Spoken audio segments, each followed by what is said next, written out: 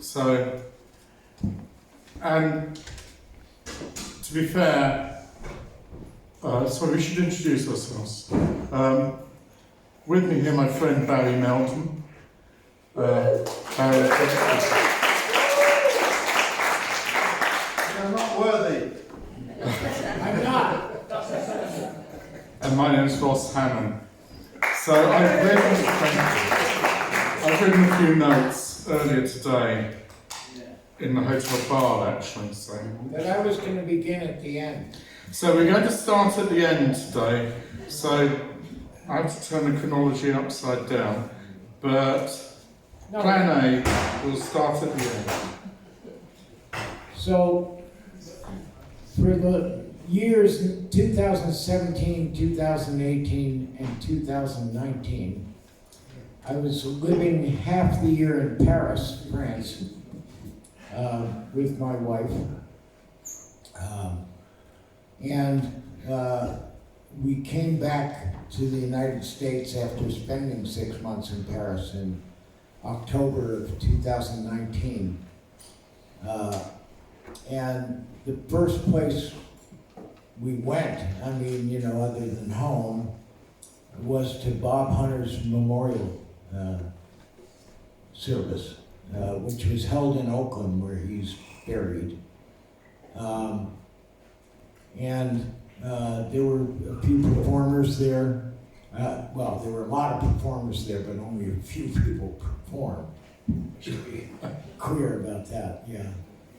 All the living members of the Grateful Dead were there. And I was there because Bob and I were in 3 different bands together, I think. In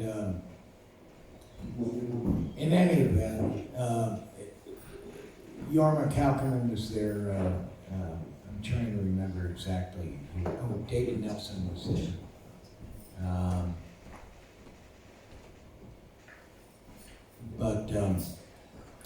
You know, it was odd, I thought, to see Hunter buried in Oakland. I don't think he had any particular connection with the town other than the fact that he's buried there.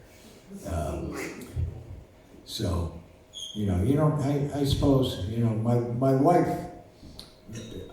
she died within 4 months of Bob Hunter's memorial. We had no idea that she was going to check out at the time. Of course, I hugged Maureen and his wife when he passed away. But you know, I learned about his death when I was in Paris, actually, and you know, I was sorry I couldn't have been around when all that was going down. Anyway, so I started at the end there. Trying to remember who performed. It'll probably come to me after I get off the stage. Yeah, so that's the end of the Bob Hunter in the flesh. Obviously, his songs live on. So, go for it, Ross. Yeah, so it's interesting you mentioned David Nelson, because Bob Hunter and David Nelson played together in the Black Mountain Boys with Garcia in '62, I guess. So they'd known each other for a long time. There are a lot of common people involved in this. There's a huge number of different people, but there's a huge number, a remarkably large number of people who followed this thread all the way through. You know, when Robert Hunter first got introduced to Garcia around 1960 sometime, it was by a girlfriend they'd shared, albeit not at the same time, as far as I understand it. Yeah. And, you know, they kicked it off. There was a little duo called Bob and Jerry. Well, yeah, I was going to say, I first met David Nelson, and I think he was with Garcia at the UCLA Folk Festival in 1963. Yeah. They had come down from the peninsula and come down to Los Angeles, and I met those guys then because I was a young folkie who always had a guitar strapped to him. And I remember that festival particularly because I think Booker White played that festival, and I befriended Booker White. Booker White, for those of you who don't know, was a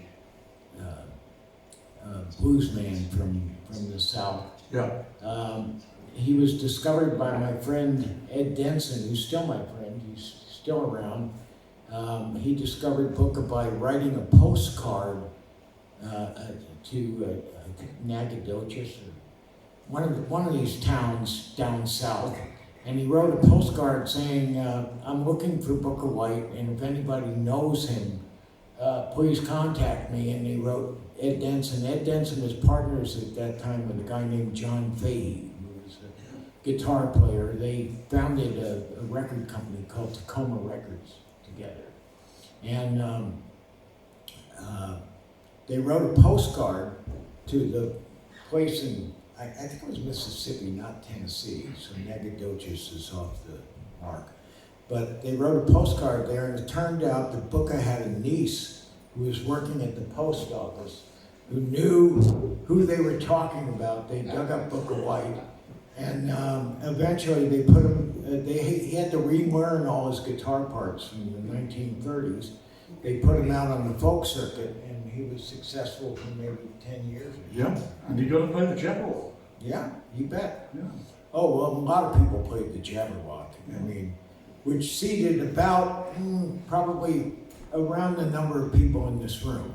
Yeah. It seated maybe 30, 40 people in chairs. I guess if it was really packed, they could stand a few people up. But I saw Skip James play there. Lightning Hopkins played there all the time because he was friends with Barbara Dane and her husband, Erwin Silber. Erwin was a publisher of a magazine called Sing Out Magazine in the United States.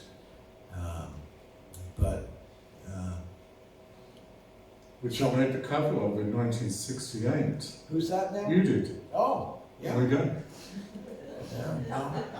So actually, given it's a Dylan on a Dead weekend and mentioning the Jabberwock, when we get some questions from the audience later, it would be not unreasonable to ask if Bob Dylan ever visited the Jabberwock and if Jerry Garcia ever played the Jabberwock. Oh, I'm sure Garcia played there, but Dylan played at a place called the Cabal down on San Pablo Avenue. Yeah. And he was, people knew him and knew his music from that time. And I'm talking about the early 60s. Maybe. Yeah, so actually the Cabal has an interesting history, and for a long time it was banned. You couldn't register a company in California with the name Cabal on it. Really? It was Cabal Creamery. It was, there's a lot of strange going on there. It became a lot of different things over the years. The Questing Beast, where you play. Of course, I played the Questing Beast. And I played the... Years and years later, around 2005, it was selling sex toys. I can't even remember the name of it now. Well, that makes perfect sense, actually. But I thought, what a great name would have been Pete the Questing Beast at that point.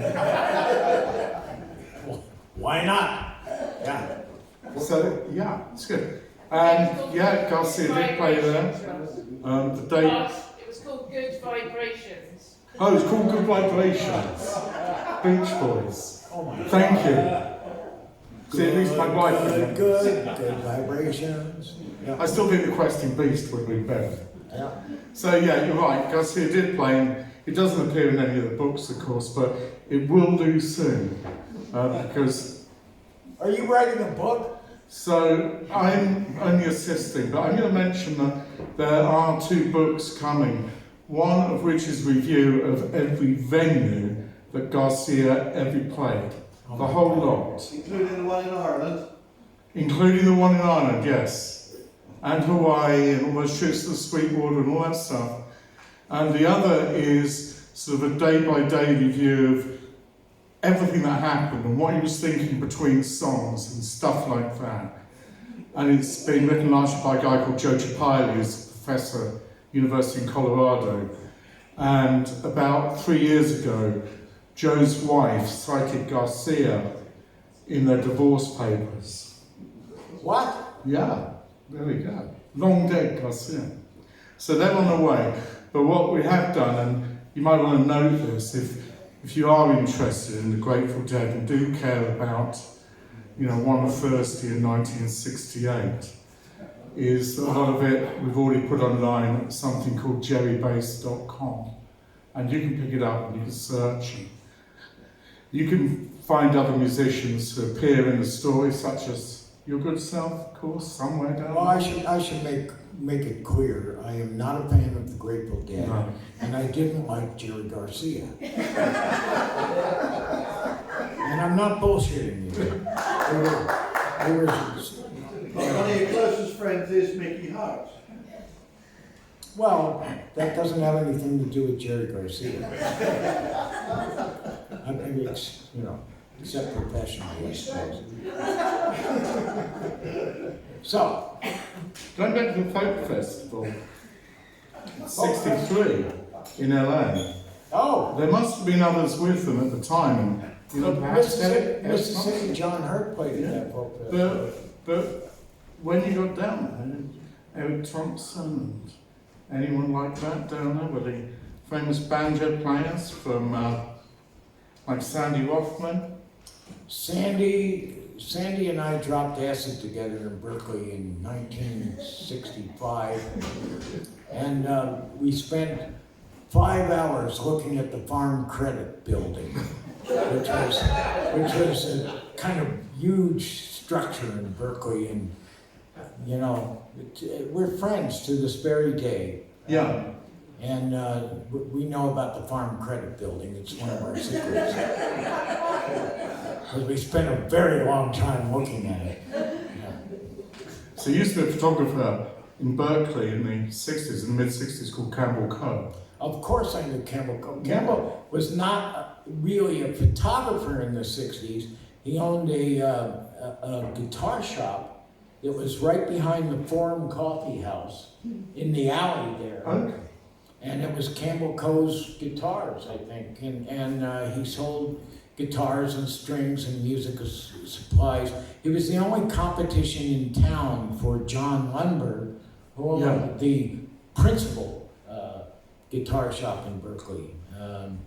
But everyone knew John Lundberg because he had a specialty of improving the sound in Martin guitars by shaping the struts. And one of the guys who worked at John's shop was a guy named T.A. Talbot, who was a Steve Berkeley folk musician. Yeah. This is good. So Campbell Coe actually did take a lot of photographs of the Jabberwock. Somebody gave me his photographs of me, and one day I'll find them again. Yeah. So, and these were found when Campbell Coe passed, and he was in, I think, Seattle. Sandy Rothman went up there to go through his stuff, found all his photographs, called me and said, look, they're all slides, what can we do with them? I said, well, you can get them converted, digitize them. So Tom Weller, I asked Tom, who is the official artist of Country Joint Fish, Vanguard Records and Tacoma Records, a wonderful artist. And Tom said, I can do it. And so I put him in touch with Sandy. And Sandy rang me up and said, how dare you give me my phone number? Shouted down the phone at me for ages. But we have got them all. So there's some great stuff there, but they live on Country Joint Fish. A lot of the Canaanites have gotten a skipper band. And, Hey, you I had a brief love affair with Annie Johnson, but that was a long time ago, very long time. Dynamite Annie Johnson. Yeah, exactly. There we go. Same with the skiffle band, yes. Is that where she got the nickname Dynamite from? Not from me. All right, so we need to get back to Robert Hunter. So, I mean, he played a huge number of groups. He played with Barry, he spent time in England, and Maureen, his wife, is actually an English girl. She was originally from Worcester. She lived in Wales for a little while, and he used to go and visit her, and he courted her for some years. And late 70s, early 80s, they moved back to the States together. Yeah, no, that would be Maureen, and she called me after my wife passed in February of 2020. And a very sweet person indeed. I knew her Bob had a prior relationship with a woman who had his son. And I looked on Wikipedia to try and prepare for this talk with Ross, so I appear to be knowledgeable. And all the stuff about his relationship with Christy, who was his first wife, is absent from the Wikipedia site. And as is the memory of his son, who died, I think, at the age of 6 or 7 in a playground accident. He was asphyxiated or hung, actually, on a playground swing when he was 6 or 7 years old. That was Bob's son. Terrible. And Christy was a ballet dancer and a ballet student. She lived with him in West London, where I used to stay when I'd come to town. I was signed by United Artists Records on Mortimer Street by Andrew Lauder, who was the executive producer of my first album for United Artists, which was actually on the Rockfield imprint. I recorded at Rockfield Studios. At a time that was interesting, there was a band called Motorhead recorded out there. There was also the band with, Queen recorded out there. Right now, and Dave, come on, he's from Rockfield. Dave Edmonds recorded out there. And this was all around the same time. My first son, his name is Kingsley, and I named him for Kingsley Ward because I thought it was a great fucking name, and everybody would go, Kingsley would walk into the room and they go, Kings, Kings! And I thought, God, I gotta give my kid that name. So, There were a lot of good musicians on that album, the first one for United Artists. And Andrew has his autobiography coming out round now, sometimes next few weeks. Andrew Lauder. Ah, great. So, Fantastic. I'll find you a copy and mail it to you. Oh, please. Please. Ken Whaley was the bass player on that album, and Ken was a dear, dear friend. He had a band up until he died that was called the Green Ray, and it was a great band. I used to go play with them, and the guitar player Richard Treese was Richard Treese, who just was an absolute magical person, and I used to love to play music with Richard. He was a phenomenal musician, and we had, I would say, because I'm from California, I would have said his name was Dave Martinez, but of course, being English, he was Dave Martinez. Yes. Yeah, which was weird to me because, we in California don't fuck with Spanish that much, well, it's okay. And Davy Charles, who was with the band Help Yourself in his youth, was the engineer and really the producer of that album. But Kingsley Ward was the executive producer, and his brother Charles was definitely part of the scene at that time. It remains a very good album. Yeah. I think so. Yeah. I thought it was a good album. So, the band were the core of Help Yourself. I mean, sadly, Richard's gone now as well. It's a terrible thing. It's very true. sudden. But it was a good time creatively for you then. And then, at the same time, you were beginning to collaborate with Robert Hunter. The song I used as an example to Barry, which I mentioned earlier, was Jesse James. It's a song which Bob Hunter had actually written around about 69 when they were getting ready to do Working Man's Dead. And it never got used. And he sang it on and off over the years, even with Roadhog and with Comfort. And then it was Barry, and I think maybe even in London, a lot of this collaboration happened. Barry put music to it and came up with something which made the verses tie together. And obviously Bob Hunter, Barry, and Country Joe McDonald have all recorded it. Joe added an extra verse or two. But fundamentally, you know, it's the same song. It's Barry's music. Everyone's credited each other, which is good. Yeah. I'm pleased with that. Yep. And it's a really nice song. It's a song that's endured, and it's a song that still gets played today by the electric band and acoustically. And you know, True. I think there was a lot of collaboration, a lot of good collaboration at that point, and eventually all of that led into getting home to California and the start of the Dinosaurs.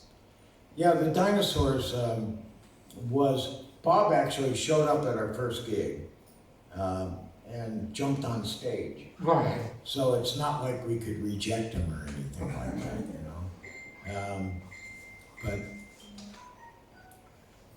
So you had in the band with you had Spencer Dryden from the Jefferson Airplane, there was John Cipollina from Quicksilver Messenger Service, and of course Peter Albin, who's part of this common thread running all the way through. yeah, no, Peter gave me my first job in San Francisco. He was an officer in the San Francisco State College Folk Music Club.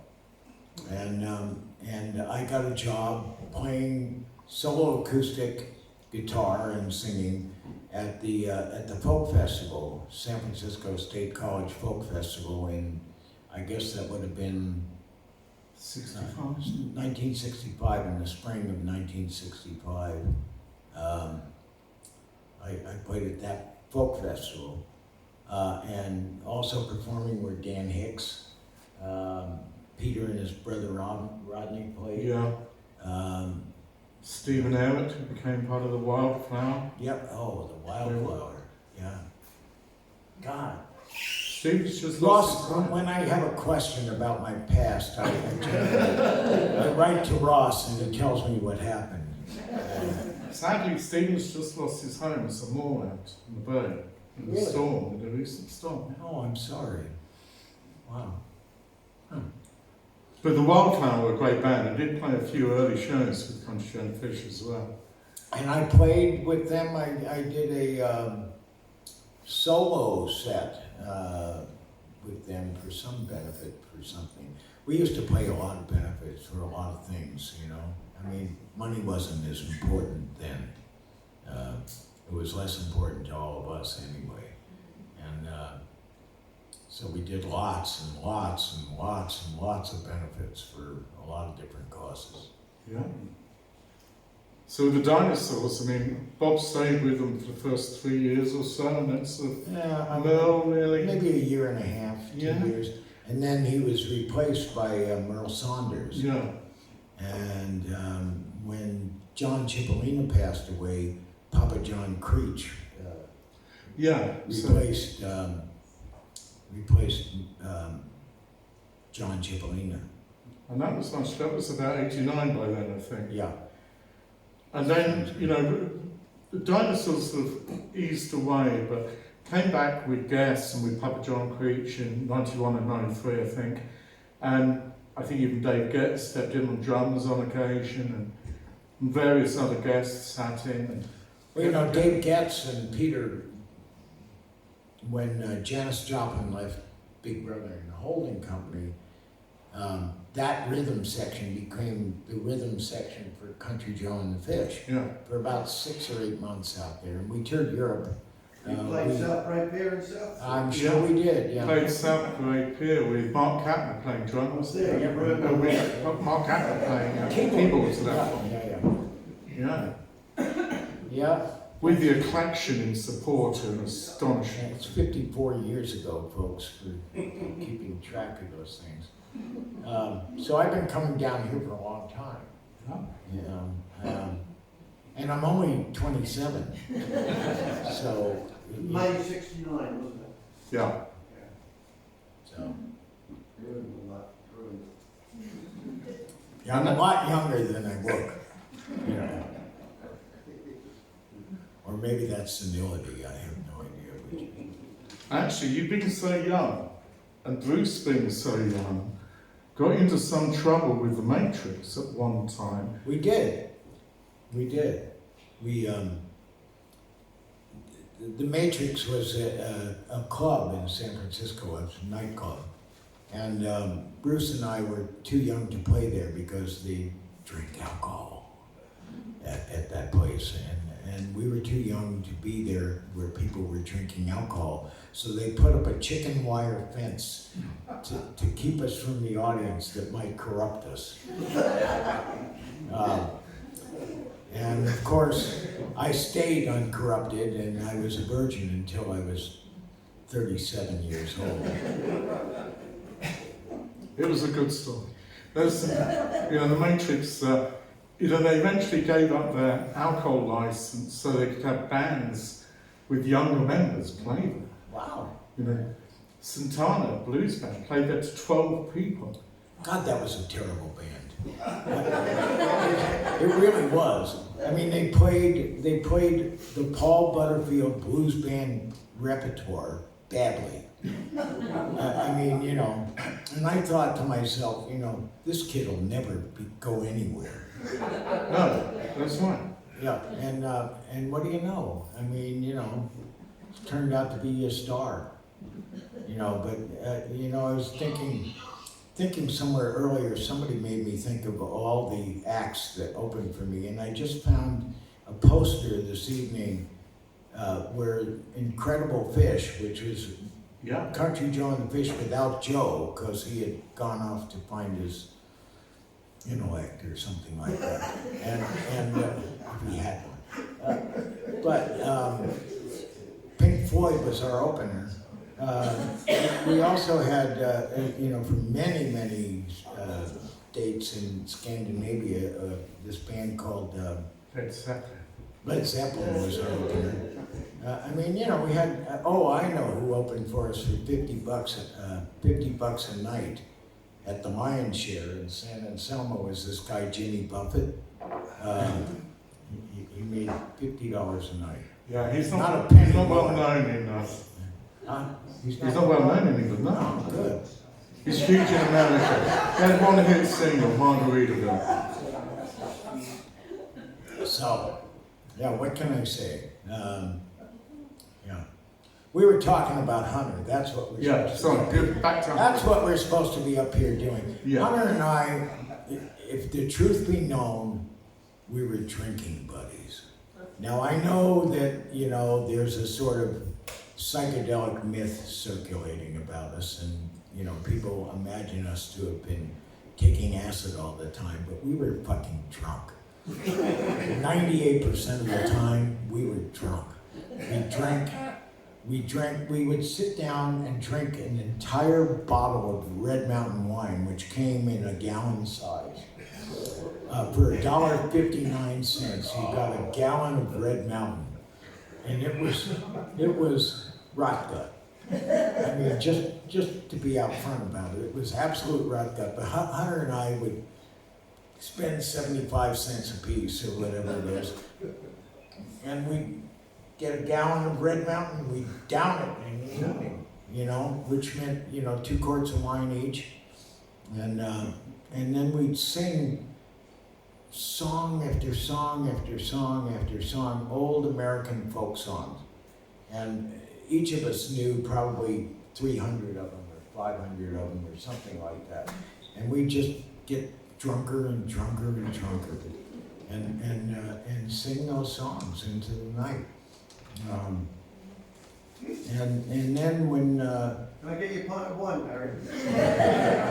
No, that's all right, thank you. I'm doing well with this IPA. It's not quite as heavy as Red Mountain. Red Mountain had a high alcohol content, and I don't know if the grapes were real grapes or artificial flavoring, but I don't know if it made a whole lot of difference to us. That wasn't the point of drinking Red Mountain. Bob was priceless, and he was friends with me. He was friends with my wife. We had a place in the Castro district of San Francisco, which ultimately became kind of gay mecca. But we had a place on Douglas Street between 19th and 20th, and up on 20th Street was the Quicksilver Messenger Service house. Yeah. That was about half a block from our house, and I used to walk up there and visit the guys in Quicksilver. They all lived in the house together. Yeah, the city was different in those days. There was a time when San Francisco is where you went if you had no money, which isn't what's happening anymore. I mean, you gotta have money to go. I mean, San Francisco, I looked, because I was thinking of moving back there, because, you know, it gets kind of lonely where I live. And, you know, a studio apartment rents for like $2,000 a month, and Yeah, it's it's a lot of money. bare, you know. And if you want anything with a bedroom in it, you know, you're looking at $3,000 or more. It's just not, you know, it's not affordable anymore for artists, and it's not a place where artists live. So, do we have any questions? This is before I answer the Bob Dylan question. Just to get back to, you talking about the Jabberwock. Joe McDonald told me this, I don't know if it's true or not. Did you actually book Wildman Fisher to play the Jabberwock? Wildman Fisher was a star.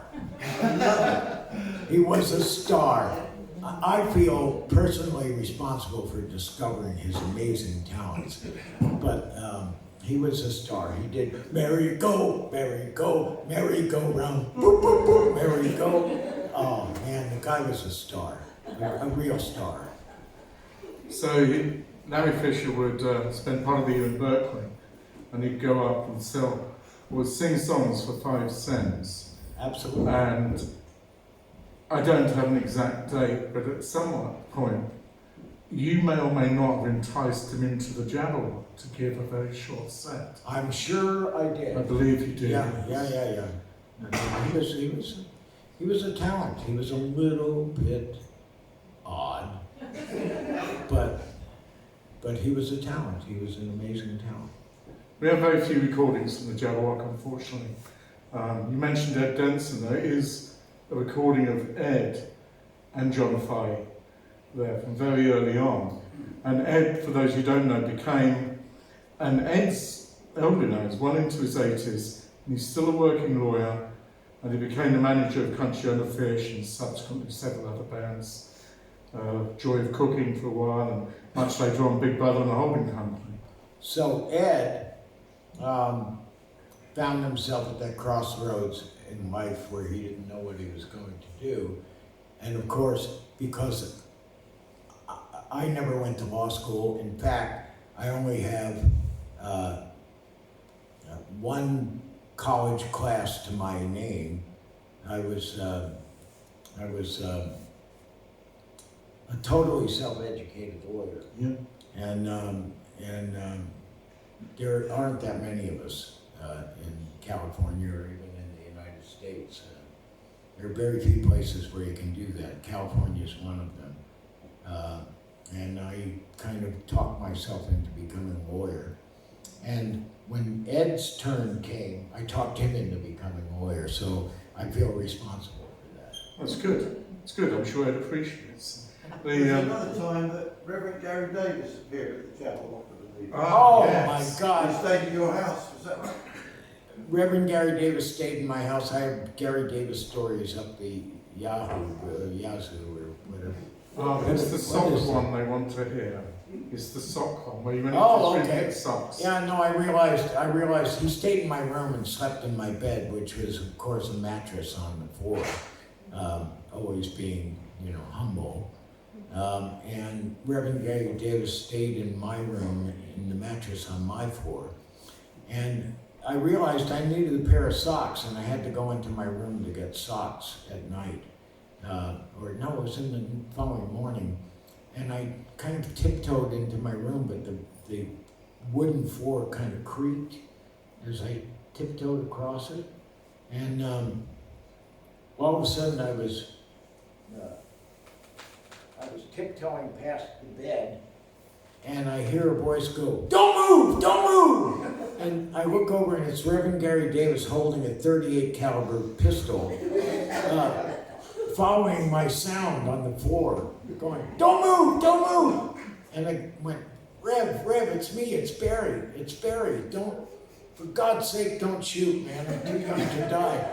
And you know, and he kept saying, don't move. And I said, oh, Rev, please, you know, I don't want to go this way. And he said, Barry? And I said, yeah, it's me. And so, yeah, that was a true story.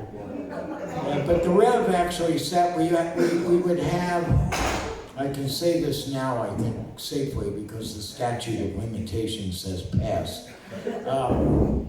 We had a pot of peyote that cooked on the stove and made this very thick, viscous liquid mixture that was, you know, peyote buttons that had been boiled down. And we had a ladle in the pot, and we gave it to Reverend Gary Davis. And he kept playing. I mean, you know, it was wonderful. He played music. He played, you know, I realize in retrospect, he must have been in at least his 60s then, if not older. Because I'm sure he came from that generation that didn't know how old they were exactly. Yeah. And you know, there he was drinking our peyote mixture, drinking a lot of alcohol, as were we. I mean, you know, I don't want to blame it all on him. And yeah, it was an interesting time. And in retrospect, I've looked back and thought, you know, would I, in my late 60s or early 70s, would I go stay with a bunch of teenage and early 20s white kids who I didn't know, and, you know, be on the road, sleep in their house, and live with them and drink whatever they were drinking? Would I do that in my late 60s or early 70s? And the answer is, I don't fucking think so. He used to keep all his money inside his guitar as well, didn't he? Oh yeah. He'd shove the money in the sound hole of his guitar, you know, when he got paid. And so he had a right to pull the 38, I'm not questioning that. I'm concerned about getting robbed. That's good. But that's a wonderful story. You'll never be able to tell that story. Yeah, well, you know, I also get to tell my Janis Joplin stories, who is one of the ballsiest women I've ever known. Just a, you know, one tough lady. You know, I realized, you know, looking back, of course, we had no idea. I mean, we didn't think that people were going to get to be in legendary status. I mean, we were, you know, broke, poor, and kind of destitute musicians, you know, from the street. We didn't think, you know, anybody would pay any attention to us ever. But hey, things change. Yeah. Monterey changed a lot of that. I think it changed a Yeah. lot with Big Brother. Yeah, well, I remember Monterey. I remember Janis from Monterey. We played the Monterey Festival.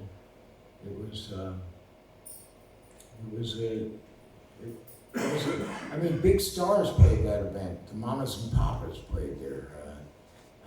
Simon and Garfunkel played there. The Who played, yeah. Yeah, the Who were there for their first American performances. Jimi Hendrix for his first big American debut. Otis Redding played, that's right. Ravi Shankar did a magnificent set. Simon. Excuse me? Paul Simon and Garfunkel. Yeah, Simon and Garfunkel were there, that's right. But originally, Julius Carpin refused to allow Big Brother to be filmed, and they played such a great set. And I had to persuade him to let them be filmed and come back the following day and play again. So he demanded another set of money, and that's how they go to film. Otherwise, they would never have made it to the film. Yeah. Julius Carpin just sort of said, no, it's not going to happen. And Julius only passed away a couple of years He ago. did. We had a big wake for him on a boat in Sausalito. Yeah. What can I say? Well, another wake on a boat in Sausalito was for the poster dealer, Ben Friedman, a number of years ago. Yeah, well, but that was different. That was not like a stationary boat. That was actually on a boat that sailed out the Yeah. Golden Gate, and we threw his ashes over the side. It was, yeah, it was not, you know, it was both. Yes, Can I sir. ask a question? Please Can I do. broaden it out, if that's okay? I want to ask you about the counterculture in America. Is it okay to ask you about Yeah, I don't know if I know any more than the next person. that? Go Well, I ahead. mean, do you think the counterculture in America and in this country had any influence and does have any influence on us today? I mean, when we look at the world, we look at America, and we look at Europe and the US, and Great Britain, do you think it still has an influence on the mindset of people? Actually, I think, you know, in retrospect, we were failures.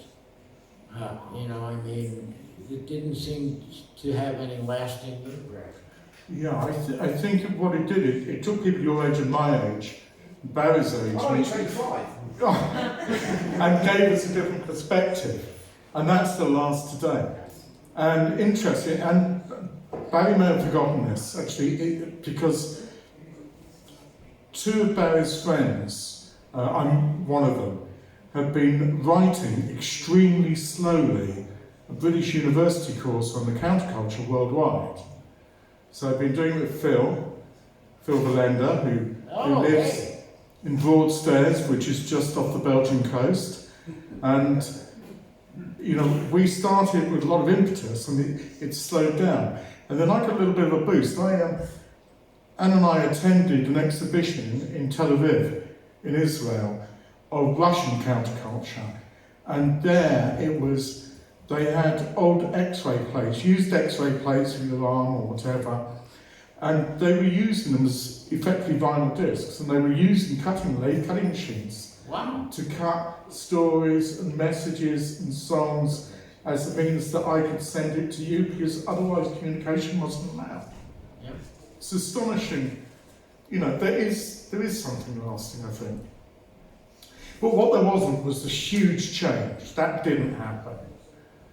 Well, America got it with, you know, one of the great things is the American people gave them Trump, and that gave the opportunity for folk song and protest singers to start getting back to the fore and writing again. You know, Ross is forever the optimist. So, do you have any more questions? Nope. Oh. Yes, sir. Could you say a bit about your collaborations with Mickey Hart?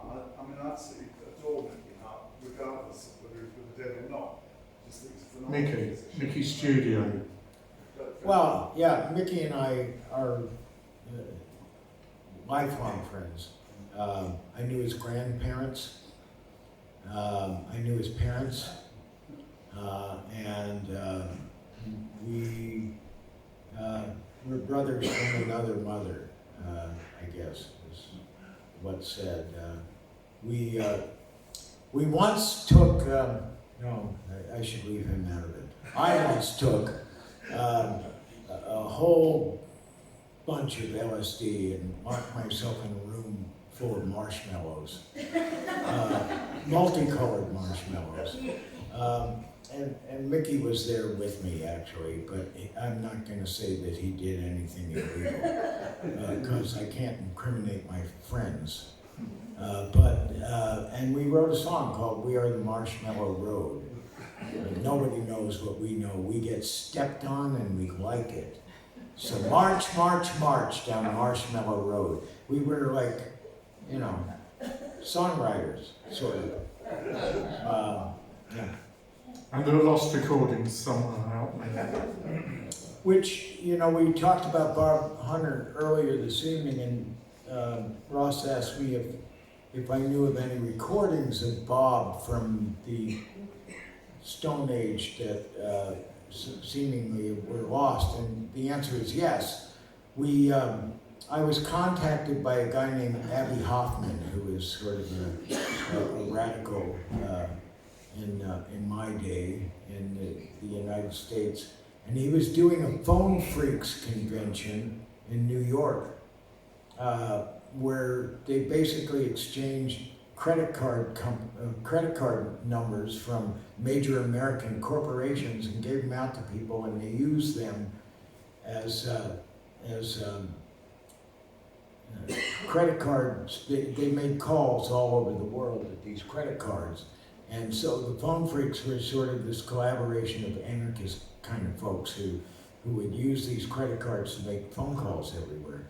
And Abby called me and asked me if we could do songs for the Phone Freaks convention, and Hunter and I wrote a whole bunch of songs, like 10 or 12 songs in 4 or 5 days, and we put it on a compilation of recordings called the Phone Freaks recordings, and those are out there. I have a tape somewhere.